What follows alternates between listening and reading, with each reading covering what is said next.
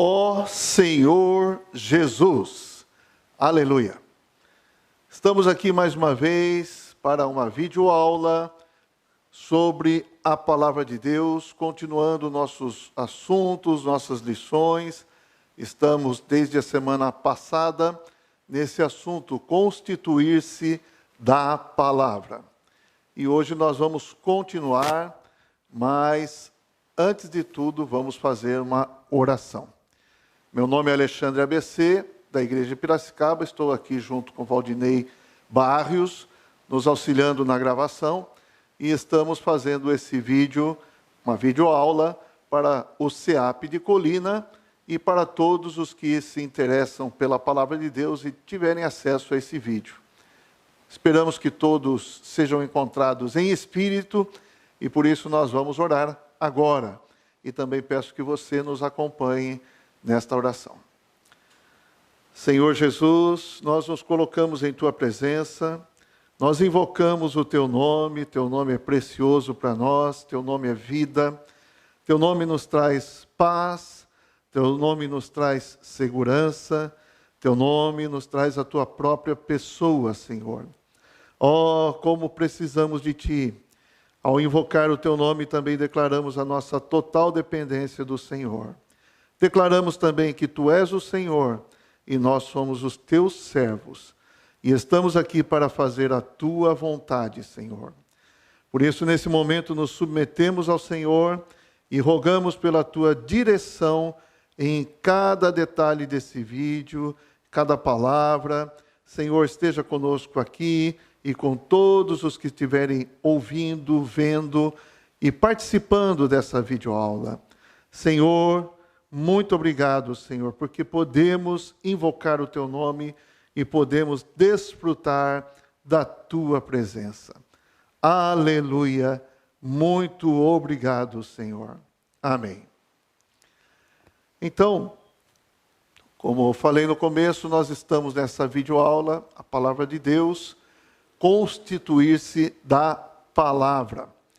Já vimos algumas coisas na semana anterior e queremos só fazer uma breve revisão.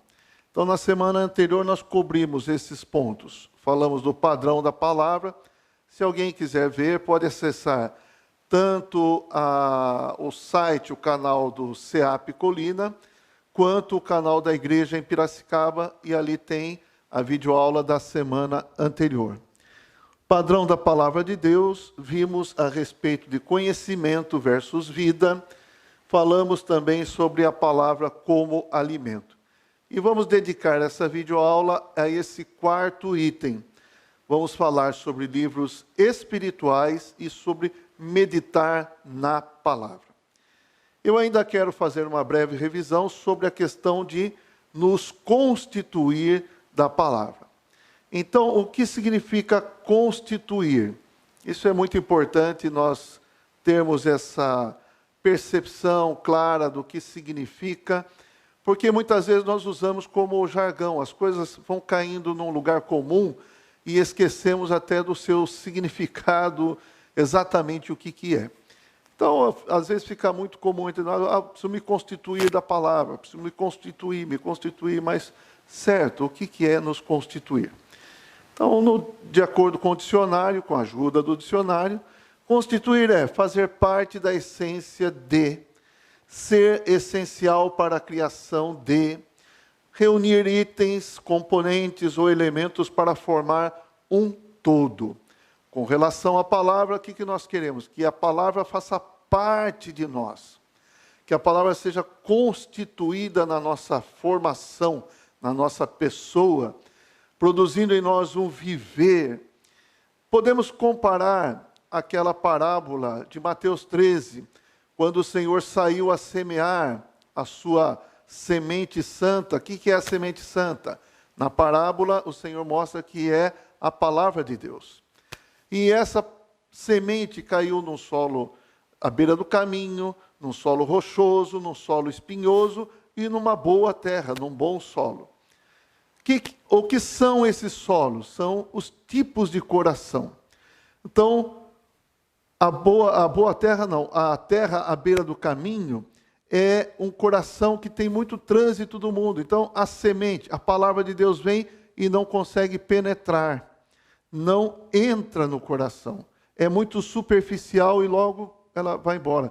Ou seja, ela não consegue fazer parte daquela pessoa. A semente que cai no solo rochoso, isso é comparado a um coração que tem pedras, que tem pecado, que tem coisas ocultas lá dentro. A palavra vem e penetra, mas não consegue fazer com que as raízes se estendam, as raízes se firmem na terra para poder frutificar, crescer por cima. Então, quando vem o sol, seca, porque a raiz é bem rasa e não dá fruto. Também o solo espinhoso. O que é o solo espinhoso? Então, a palavra entra no coração, ela vai crescer, mas quando vai para fora tem os espinhos que sufocam a palavra, aquela planta não consegue nem receber os raios solares para crescer, e isso significa as coisas que fascinam as pessoas, as coisas do mundo que fascinam, as fascinações, as riquezas. Hoje tem tantas coisas que fascinam o homem, então aquilo sufoca a palavra, sufoca aquela semente e a palavra de Deus não consegue frutificar. Outra, enfim, caiu num solo bom, numa boa terra. E é isso que nós queremos dizer com constituir. A palavra entra, a palavra faz raiz, nesse caso, entra, finca as raízes e cresce saudável por fora, porque encontrou um coração adequado. O nosso coração deve ser essa boa terra. E por fim, o que vai acontecer? Vai frutificar a 100, a 60 e a 30 por 1. Então, isso que nós queremos dizer com constituir-nos da palavra do Senhor. A palavra, por fim, ela produz frutos em nosso viver. Eu vou repetir aqueles versículos que nós apresentamos na semana passada, só para reafirmar isso que nós estamos falando agora. Habite ricamente em vós a palavra de Cristo. Colossenses 3,16. Quem de mim se alimenta, por mim viverá. João 6,57.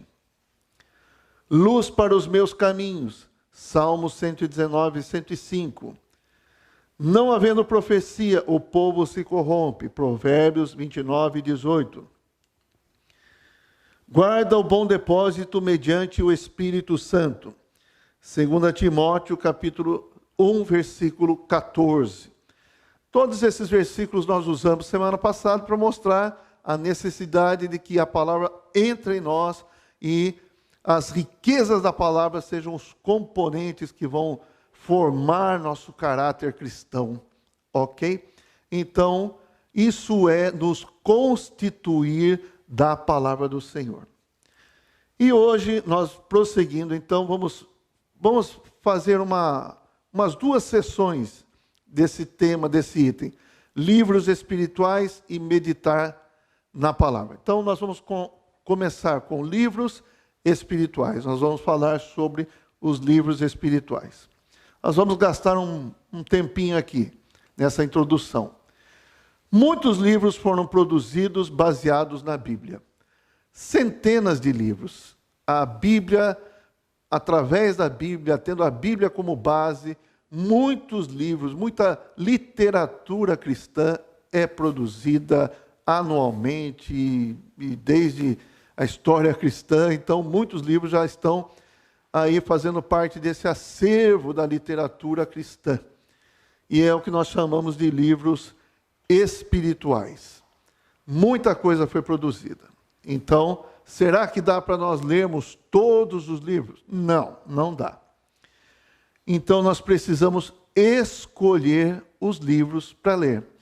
Precisamos fazer uma ordem de prioridade para ler os livros espirituais. Vamos falar um pouquinho com mais detalhes desse assunto.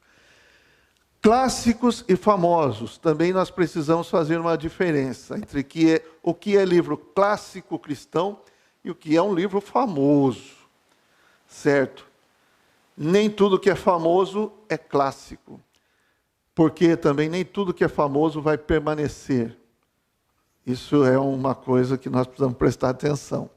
Às vezes, por uma onda, alguma coisa se torna famosa, mas daqui a pouco aquela onda se desfaz e acaba toda a utilidade daquilo que parecia tão importante, certo?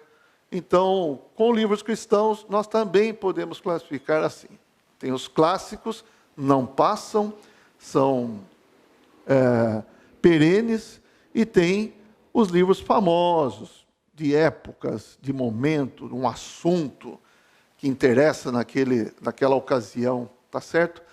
Então, nós precisamos fazer essa diferença para ver qual que é a nossa prioridade, já que nós não conseguimos ler todos os livros, certo? E precisamos ler como os cristãos de Bereia. Isso nós vamos abordar com mais detalhes daqui a pouco. Eu só queria fazer uma explanação um pouco melhor a respeito dos livros. Então, tenho algumas anotações aqui. Eu queria dizer o seguinte: a respeito de livros espirituais, nós temos que considerar o seguinte. Nós temos livros de auxílio no entendimento e estudo da Bíblia. Então, esse é um tipo de livro. São os manuais, enciclopédias sobre geografia, história, são os léxicos, são dicionários, são versões interlineares.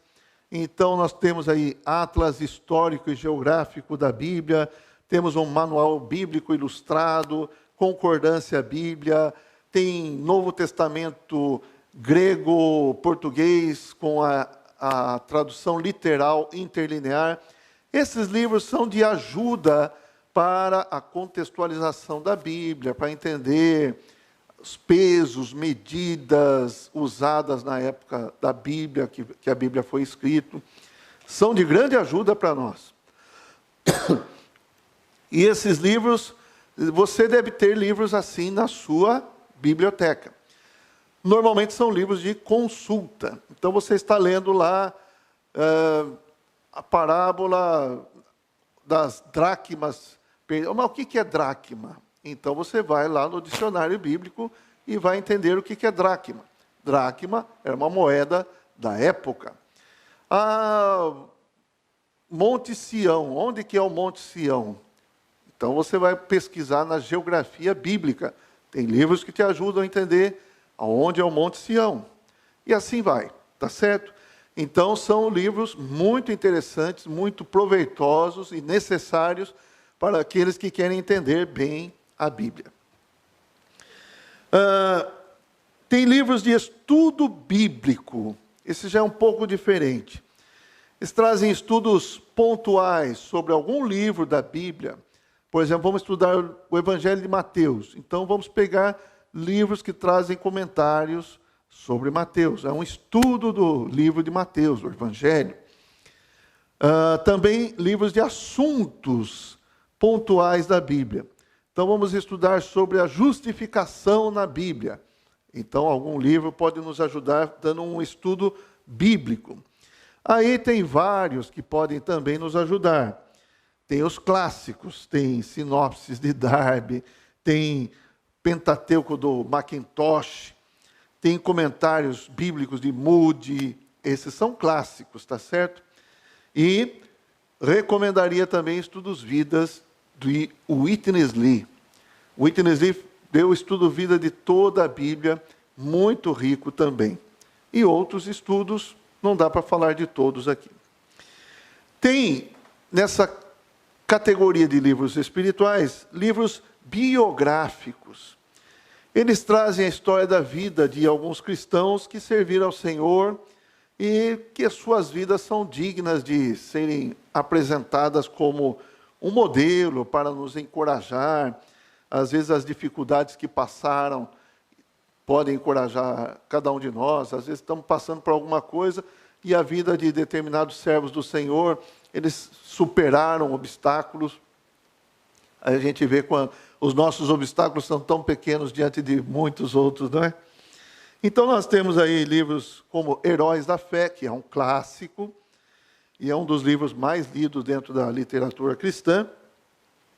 Livro dos Mártires, a biografia do Watchman Nee, o livro também muito atual de um servo do Senhor que nos deixou há pouco tempo atrás, o irmão Dong Yulan, um livro chamado Resiliência. Esse livro também traz a história biográfica, a biografia do irmão Dong Yulan, viveu aqui entre nós no Brasil, e a história é muito bonita, muito interessante, e também nos encoraja. E o nome, Resiliência, a vida dele foi essa. Ele era uma pessoa bastante resiliente. Senhor Jesus. Livros de auxílio para a vida cristã. Incentivam as práticas, ajudam nas tribulações, abordam o viver cristão no casamento, na família, na educação, na vida de oração, e assim vai. Podemos citar alguns livros assim que podem dar uma direção.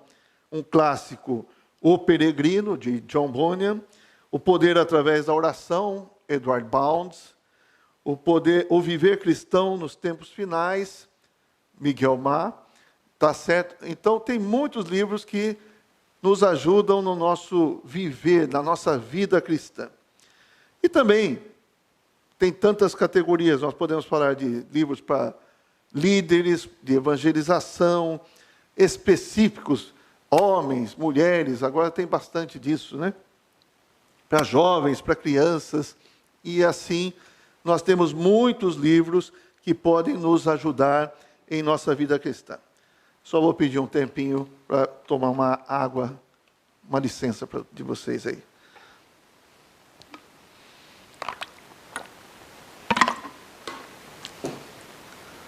Obrigado. E dentro desses livros, eu quero dizer, aqui vamos falar, livros clássicos e livros famosos. Clássicos. Eu citei alguns clássicos aqui. O Peregrino é um livro clássico. Atravessa as eras, ele está aí, é recomendado, é lido, encoraja uns. É sempre uma coisa que não vai mudar, que pode ajudar todos quantos lerem, né? Também livros sobre oração, eu citei do Edward Bounds, é um livro clássico também, que ajuda sempre, não pode mudar as eras, mas o que está escrito ali vai sempre ajudar. Isso é um clássico. E tem muitos outros clássicos que nós podemos ter na nossa biblioteca. Agora, livros famosos. E aí eu queria fazer uma explicação do porquê que eu coloquei isso. Porque às vezes você é levado a ler mais os livros famosos do que os clássicos. Eu, pessoalmente, colocaria em prioridade os clássicos do que os famosos. Entendam o que eu vou falar. Famoso, best-seller, às vezes é por um artifício de propaganda que ele se torna famoso, e quando você vai ler, não é tudo aquilo. Então, precisamos tomar muito cuidado. Não estou falando que todo livro famoso não é bom, nada disso. Mas, às vezes, é um exagero, uma divulgação muito bem feita, que outros livros, talvez melhores, não tiveram essa oportunidade, essa sorte, entre aspas, de ser bem falado, e são mais úteis do que os famosos. Então, a gente precisa tomar cuidado também com livros famosos. A escolha de livros é importante. Você deve ter alguém que possa ajudar você na escolha dos livros. Porque, como eu disse, você não vai ter tempo para ler todos os livros. Então, talvez você pegue autores que você saiba que estão comprometidos com a palavra de Deus, são sérios diante do Senhor, e você possa ter os livros desses autores como prioridade para você ler. Isso tudo bem. Às vezes você ouve falar de um livro que você não conhece o autor, ele é comprometido com algum grupo, e tudo que ele fala está relacionado à doutrina daquele grupo, tá certo? às vezes é mais relacionado à doutrina daquele grupo do que à pura palavra de Deus. Isso pode acontecer? Pode. Infelizmente, pode e acontece. Então, no que diz respeito aos livros, não vamos nos iludir com os livros famosos. Vamos pedir indicação dos irmãos. Eu queria até dar um exemplo aqui. Eu tenho comigo que um dos livros mais importantes para ser lido, porque ele aborda desde uma pessoa que não crê em Deus e mostra que Deus existe, mostra que a Bíblia é a palavra de Deus e mostra que o cristianismo puro, verdadeiro, não é uma religião, não é seguir uma lição, uma doutrina, mas é seguir uma pessoa, certo? Esse livro chama-se O Sentido da Vida, ou no título original, A Fé Cristã Normal, de Watchman Nee. Esse livro deveria ser best-seller. Esse livro deveria ser lido por todos os cristãos. Entre outros, é claro, mas eu estou citando esse livro. E não. É tão famoso quanto outros que a gente ouve por aí? Não é. Então, cuidado com os famosos. Vamos ler, vamos escolher os livros para ler por causa do nosso tempo. Nós não temos tempo para ler todos os livros cristãos. Tá certo? Então, essa é a minha dica com relação à escolha de livros e à leitura de livros. Classifiquei alguns livros aí, livros de ajuda no entendimento da Bíblia, livros de estudo, livros que levam a ajudar a vida cristã e assim por diante. Tá certo? Nós vamos prosseguir agora e ainda vou esclarecendo um pouco mais com relação a essa questão dos livros espirituais. Vamos ler o versículo de Eclesiastes 12, 12a. Demais, filho meu, atenta, não há limite para fazer livros. Não tem limite para fazer livros. Tomando essa frase assim, quer dizer, muitos livros são feitos, muitos livros são editados, não tem limite para isso. Mas você tem limite para ler? Tem. Você consegue ler tudo? Não. Então, vamos ter que escolher. E quais livros nós devemos ler? Vamos aprofundar um pouquinho nesse assunto. João 21, 25, o apóstolo João disse, no final do seu livro, no último versículo, ele falou isso aqui. Há, porém, ainda muitas outras coisas que Jesus fez. Se todas elas fossem relatadas uma por uma, creio eu, que nem no mundo inteiro caberiam os livros que seriam escritos. Então, veja, a possibilidade de escrever, de ter livros é imensa. Muitos livros são escritos, muitos livros são publicados. Estamos falando dentro da área cristã, da literatura cristã. Mas quais livros João mesmo escreveu?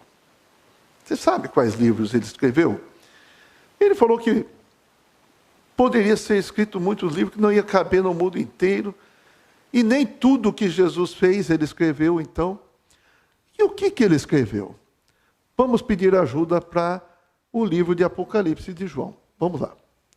Apocalipse 1, 1 e 2 diz o seguinte: revelação de Jesus Cristo, que Deus lhe deu para mostrar aos seus servos as coisas que em breve devem acontecer e que ele, enviando por intermédio do seu anjo, notificou ao seu servo João, o qual atestou a palavra de Deus e o testemunho de Jesus Cristo quanto a tudo o que viu.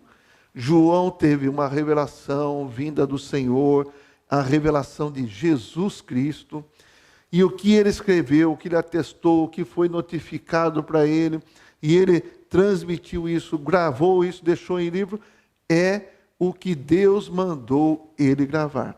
E aí diz o seguinte, dizendo, o que vês, esse ver é um ver espiritual, é revelação, o que vês escreve em livro e manda às 7 igrejas. Então, o que João devia escrever? O que Deus mandou ele escrever. O que as pessoas devem escrever? O que Deus mandar as pessoas escreverem. Então, o livro cristão não deve ser produzido, falar algo não muito politicamente correto. Um livro cristão não deve ser produzido por mera vaidade. Eu acho que eu sou um bom cristão, acho que eu sou conhecedor da Bíblia, então vou escrever um livro espiritual, vou escrever um livro da Bíblia. É assim que funciona? Não deve ser. Você só deve registrar, escrever um livro se Deus mandar. Certo? Eu creio, Deus usa muitos servos para escreverem livros, para registrarem. Certo? Nós precisamos de palavra, precisamos de livros para nos ajudarem. Sim, precisamos ler bastante livro. Mas veja aqui, Deus mandou e ele escreveu em livro. E outra coisa, manda as 7 igrejas. As 7 igrejas que está falando aqui representa as igrejas em todas as eras, a igreja universal também. Tá? É a história da igreja. Então, se nós repararmos, tudo que está escrito ali para a igreja em Éfeso é para nós hoje. Tudo que está escrito ali para a igreja em Tiatira é para nós hoje. Então, para quem que João escreveu? João não escreveu por causa de vaidade e não escreveu sem objetivo. O objetivo são as igrejas. Colocando tudo no corpo, né? O corpo de Cristo é o corpo de Cristo. Toda palavra deve ter como finalidade cooperar, ajudar, edificar o corpo de Cristo. Ok? Isso que é importante nós entendermos. Daqui a pouco eu estou cheio da palavra, falo, vou escrever um livro. Não deve ser assim. Eu só vou escrever um livro se Deus me orientar dessa maneira, também se tiver a concordância de outros irmãos, se tudo estiver dentro da vontade do Senhor. Certo? Porque nós vamos ver mais para frente. Então, vamos seguindo aqui. Paulo, ele disse, 2 Timóteo 4,13, quando vieres, traze a capa que deixei em Troade, em casa de Carpo, bem como os livros, especialmente os pergaminhos. Paulo lia livros? Sim. Que livros são esses? Muito provavelmente eram cópias da Bíblia, os pergaminhos, eram rolos, certo? Mas Paulo tinha os seus livros.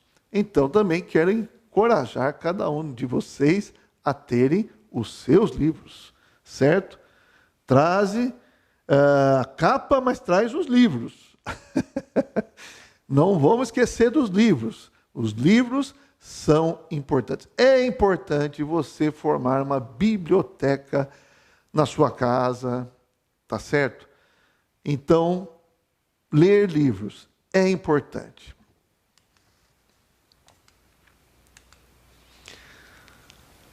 Pedro falou o seguinte, a respeito dos livros, ou a respeito do que Paulo escrevia. 2 Pedro 3,13. O nosso amado irmão Paulo vos escreveu segundo a sabedoria que lhe foi dada. Ao falar acerca desses assuntos, como de fato costuma fazer em todas as suas epístolas, nas quais há certas coisas difíceis de entender, que os ignorantes e instáveis deturpam, como também deturpam as demais escrituras para a própria destruição deles. Alguns podem até falar mal de alguns livros, mas podem cair nessa categoria de pessoas aqui, como Pedro está falando. Pessoas que deturpam, são ignorantes, estáveis, que deturpam aqueles livros, aquelas escrituras, aquelas cartas que Paulo escreveu.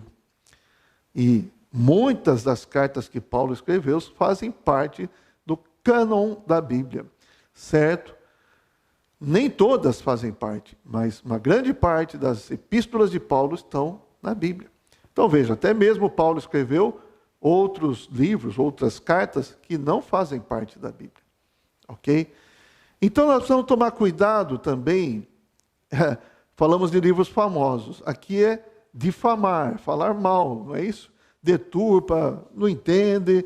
Então, às vezes, as pessoas que não entendem as coisas ou têm uma mente já direcionada para determinados conceitos, não conseguem penetrar na palavra de um livro espiritual e aí falam mal, não entendem. É preciso tomar cuidado também. Para tudo nós precisamos da direção do Senhor, precisamos exercitar nosso espírito. Correto? E aí, um assunto importante, Atos 17, 13. Estes de Bereia eram mais nobres que os de Tessalônica, pois receberam a palavra com toda a avidez, examinando as Escrituras todos os dias, para ver se as coisas eram de fato assim. Essa é uma questão que eu quero também pontuar. Quando você ler um livro, você deve examinar com a Bíblia. Um bom livro cristão, um bom livro espiritual, ele tem toda a base bíblica. Tudo que é falado ali tem base bíblica. E ele tem muitas referências bíblicas. Que é isso? Muitas citações da Bíblia. E você deve ir à Bíblia ler os versículos. Opa, está falando aqui que em Romanos capítulo 1, está falando que o Evangelho é o poder de Deus. Então deixa eu ver lá, onde que está isso? 1,16, deixa eu ver lá na Bíblia. É verdade, está aqui na Bíblia. O Evangelho é o poder de Deus para a salvação de todo aquele que crê. Então, aquele autor fez uma explanação em cima daquele versículo e que nós precisamos ver também se ela está realmente correspondendo ao pensamento de Deus ali. Tá certo? Então, nós somos ajudados se nós lermos junto com os livros a Bíblia. Certo? Não podemos ser preguiçosos. Às vezes tem citação, tem referência ali e nós não queremos abrir a Bíblia. Eu acho que é tão importante você abrir a Bíblia, ler os versículos junto com algum livro que traz todas essas referências. Você deve ler, deve gastar esse tempo, tá certo? Para confirmar o que está escrito ali. Vamos lá. Não teremos oportunidade de ler todos os livros cristãos. Então, devemos escolher quais de fato nos ajudam, quais não ajudam tanto, quais não ajudam e quais atrapalham. Certo? É verdade isso? É verdade. Nem eu, nem você temos tanto tempo, temos tanta oportunidade. Então, nós precisamos escolher quais livros de fato nos ajudam, por ordem de prioridade. O que eu preciso mais? Preciso conhecer a Bíblia, então vou pegar os livros da palavra fundamental. O que eu preciso agora? Preciso de ajuda na minha vida de oração, então vou pegar livros que falam de oração. E assim por diante. Mas tem livros que nos ajudam. Tem livros que não ajudam tanto. Tem livros que não ajudam. E também tem livros que atrapalham. Infelizmente, no meio de tudo isso, tem livros que trazem conceitos, revelações equivocadas. Correto? Então, as pessoas veem as coisas dentro de um prisma, de uma ótica, e querem colocar a palavra de Deus dentro daquela ótica, dentro daquele olhar que ela tem. E isso não é correto. A Bíblia é a origem. Não é o seu pensamento, sua ideia que é a origem, e a Bíblia deve concordar com você. Não. O que está escrito no livro deve ser o que a Bíblia mostrou, apresentou, e aquilo pode ser um pouco mais aberto, mais explicado. Uma revelação pode ser trazida à baila, ali à tona, a respeito daquele versículo, daquela passagem.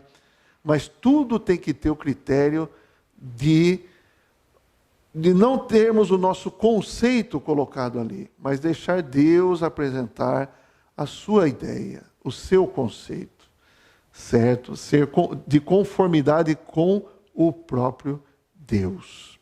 Amém. Então, tem livros que atrapalham? Tem. Aquilo que muitas vezes você tinha entendido de uma forma assim, ganho, estava de acordo com a palavra, daqui a pouco vem um livro que fala que não é bem assim, que atrapalha você. Olha, tem livros que atrapalham na questão da trindade divina, do Deus triuno. Então, precisa tomar cuidado com muitas coisas que podem ser heréticas. Dá uma aparência de verdade, mas é heresia. Cuidado. Vamos avançar aqui. Agora vamos falar um pouco sobre meditar na palavra. Meditar é refletir, considerar, ruminar. Semana passada eu falei sobre os animais limpos, que eram animais que ruminavam. E é interessante vermos que no próprio dicionário, alguns dicionários trazem como sinônimo de meditar a palavra ruminar. Você entendeu? Porque o animal que rumina, ele come aquele pasto, vai para o estômago, depois volta para a boca, ele rumina, ele come, mastiga de novo, vai triturando mais, engole, depois no estômago também tem lá os seus processos, os seus enzimas ali que são jogados e tal, e aí volta para a boca, e ele mastiga de novo. Às vezes a gente vê, a gente não é... Ultimamente nós somos mais urbanos, né? Mas no campo a vaca está lá mastigando, a ovelha, a cabra, e é isso, está fazendo o processo de ruminação. Então, trazendo para nós, quando você medita, quando você reflete, quando você considera em algo da palavra do Senhor, é semelhante ao ruminar dos animais. Você viu alguma coisa, você leu pela manhã um texto da Bíblia, e você está considerando aquilo durante todo o dia, aquilo ficou guardado no seu consciente, no seu coração, você vai refletindo, você vai pensando, você vai perguntando para o Senhor, o que quer dizer isso? E o Senhor vai abrindo para você, vai mostrando. Isso é meditar na palavra. Nós também precisamos ter uma mente renovada. Como eu falei, às vezes nós queremos colocar as coisas de Deus dentro da nossa visão. Mas a nossa visão não é a visão. Certo? Nosso modo de entender, nosso modo de ver não é. Então nossa mente, ela precisa passar por um processo de renovação. E quanto mais nós pedimos ao Senhor, nós meditarmos, considerarmos, usarmos nosso espírito, mais a nossa mente vai sendo renovada. Mente sóbria e exercitada. O que nós queremos dizer com isso? Queremos dizer que a nossa mente ela precisa ser trabalhada para receber a palavra, para entender, para desfrutar da palavra do Senhor. Uma mente sóbria, uma mente equilibrada, ponderada, moderada. Essa é a mente que o Senhor precisa trabalhar em nós, certo? Às vezes, pela aceleração do dia que nós estamos vivendo, você percebe, a nossa mente ela está acelerada pela quantidade de informações que recebemos, WhatsApp, o computador, pelo YouTube, tem tanta informação que nós queremos processar tudo de uma vez só e a nossa mente fica acelerada. Então, às vezes, nós lemos um trecho da Bíblia e falamos, já entendi tudo, e vai para frente e não entendeu nada. Certo? E não é isso que Deus queria falar. Então, nós precisamos ter uma mente sóbria, uma mente exercitada no Espírito. E guardar no coração. Por que nós lemos, por que nós meditamos? Tudo isso precisa ser guardado no nosso coração. É como aquela semente que eu falei logo no começo. O coração é a boa terra. Pedimos ao Senhor, Senhor, nos dê uma boa terra, que o nosso coração seja uma boa terra, ok? E aí a palavra vem e ela é guardada no nosso coração. Ela habita ricamente em nós. Esse é o bom depósito da palavra de Deus. Então vamos entrar agora nos versículos que nós podemos basear tudo isso que nós falamos. Salmos 19, 14. As palavras dos meus lábios e o meditar do meu coração sejam agradáveis na tua presença, Senhor, rocha minha e redentor meu. Olha, o meditar do meu coração seja agradável na tua presença. Você pode meditar, considerar, refletir, ruminar as palavras do Senhor na tua presença, na presença do Senhor, em oração. Oh, Senhor Jesus, que quer dizer aquela boa terra, Senhor? Senhor, aquela boa terra é o coração. Senhor, eu quero ter um bom coração. Oh, Senhor Jesus, me dá um bom coração. Isso é você estar meditando na presença do Senhor. Colossenses 3:2 também reforça que nós precisamos pensar nas coisas lá do alto, não nas que são aqui da terra. Eu falei há pouco que nós temos um pensamento acelerado, tudo vem querer ocupar nosso pensamento, nossa mente, nosso coração, e nós ficamos acelerados, e às vezes nem dormir direito conseguimos, porque o mundo conseguiu deixar nosso coração um turbilhão, nosso pensamento um turbilhão de assuntos, de coisas, do dia e do dia seguinte, e assim vai. Não é assim? Essas são as coisas aqui da terra. As coisas aqui da terra. Então, o Senhor fala para você, pensa nas coisas lá do alto, não nas que são aqui da terra. Desacelera. Ó Senhor Jesus, tivemos que desacelerar agora, por causa dessa pandemia. Desacelera, é obrigado. Por que não fazemos isso muitas vezes no Espírito? Chega, não quero saber de nada, agora eu quero colocar minha mente no Senhor, nas coisas lá do alto. Amém? Vai fazer diferença na nossa vida, na nossa saúde. Aleluia. Salmo 1, versículo 2. O versículo 1 fala assim, bem-aventurado o homem que não se assenta na roda dos esquerdos e tal. E aí fala, antes o seu prazer está na lei do Senhor. Vamos entender, lei do Senhor é a palavra de Deus até então. E na sua lei, na sua palavra, medita de dia e de noite. Ah, então tem que deixar de trabalhar, tem que deixar de comer, tem que deixar a família, não tem que deixar nada. Mas o seu coração está ligado à palavra do Senhor. Você está no trânsito, você está meditando na palavra. Você está trabalhando, você está meditando na palavra. Certo? Ou você não pensa em nada quando está no trânsito, quando está trabalhando em casa, as mulheres cozinhando. Não é só a mulher que cozinha, né? Mas quem está cozinhando, quem está lavando louça. Então, você está ali, está meditando na palavra. Está certo? Então, o seu prazer está na palavra de Deus e nela medita, rumina de dia e de noite. Salmo 119, 97. Quanto amo a tua lei, é a minha meditação todo dia. A tua lei, eu amo a tua palavra, é a minha meditação todo dia. Isso deve ocupar nosso coração. O que tem ocupado nosso coração? Josué capítulo 1, versículo 8. Ainda reforçando essa questão. Não cesses de falar deste livro da lei. Antes, medita dele dia e noite, para que tenhas cuidado de fazer segundo tudo quanto nele está escrito. E então farás prosperar o teu caminho e serás bem-sucedido.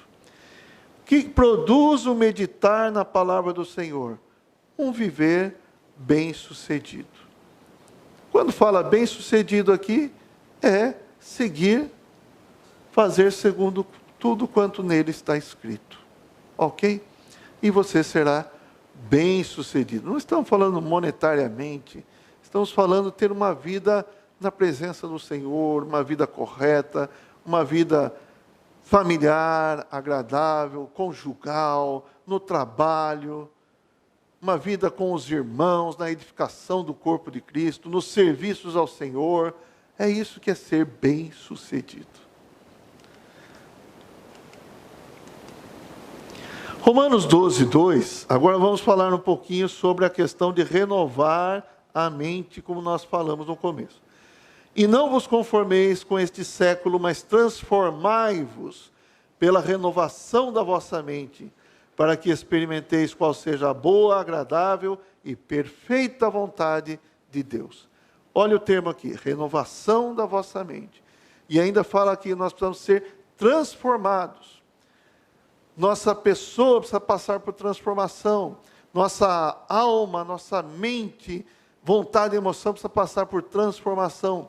E essa transformação passa pela renovação da nossa mente. O que nós pensamos, qual é a maneira de pensar, quais são os conceitos que temos. Não é verdade? Então, o Senhor quer trabalhar nisso também. A renovação da nossa mente. Isso é algo do Espírito. Ninguém vai ter uma mente mudada de uma maneira saudável se não for pelo Espírito.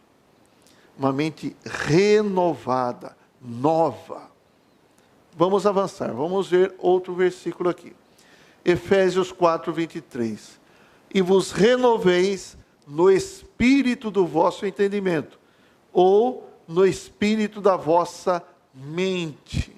A mente se unindo ao espírito, a mente se torna a mente do espírito. A mente se liga ao espírito humano, a mente é governada. Por isso que ela pode ser sóbria, uma mente clara, uma mente exercitada para as coisas de Deus, para a palavra de Deus. É necessário nos renovarmos. Romanos 8, 6 é um versículo muito importante. A mente da carne dá para a morte, mas a mente do Espírito para a vida e paz. O que é a mente da carne? É a mente que é a parte líder da nossa alma, da nossa psique, que ela se inclina para as coisas da carne. E a mente da carne, a mente inclinada para as coisas da carne, inclinada, a mente colocada na carne, o resultado é isso aqui, dá para a morte. Essa mente, muitas vezes a gente passa por isso, quando a nossa mente começa a trabalhar de uma maneira independente de Deus, e aceitando sugestões, até mesmo do inimigo de Deus, colocando dardos inflamados na nossa mente, certo? E fica acelerada, como eu já falei, e vem pensamentos negativos, e vem pensamentos contra o cônjuge, contra os filhos contra os pais, contra os irmãos da igreja. Por que aquele irmão falou isso? Por que aquele irmão não olhou na minha cara? Aquele irmão não me cumprimentou? Aquele irmão olhou bravo para mim? Olha, tem tantas coisas que podem dar uma razão por que ele olhou de uma maneira brava. Está com uma dor de cabeça lá, não está vendo nem você, ele só está... E quando você olha para ele está com a testa franzida, assim, você acha que está bravo com você. Certo? Pode acontecer ou não? Isso acontece muito. E você acha que é algo pessoal. Olha aí, a mente está na carne. A mente está longe de Deus, das coisas de Deus, está na carne. E dá para morte. Mas a mente do Espírito, a mente inclinada para o Espírito, a mente posta no Espírito, dá para a vida e paz.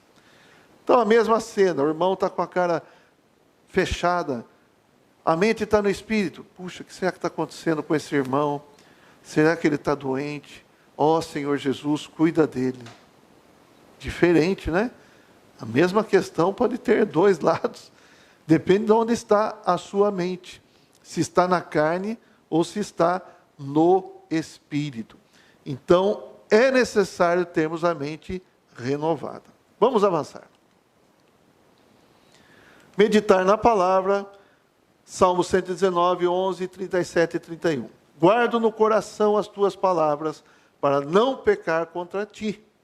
E o 37, 31 diz, no coração tenho a lei do seu Deus, tem ele a lei do seu Deus, os seus passos não vacilarão. Então, guardar no coração.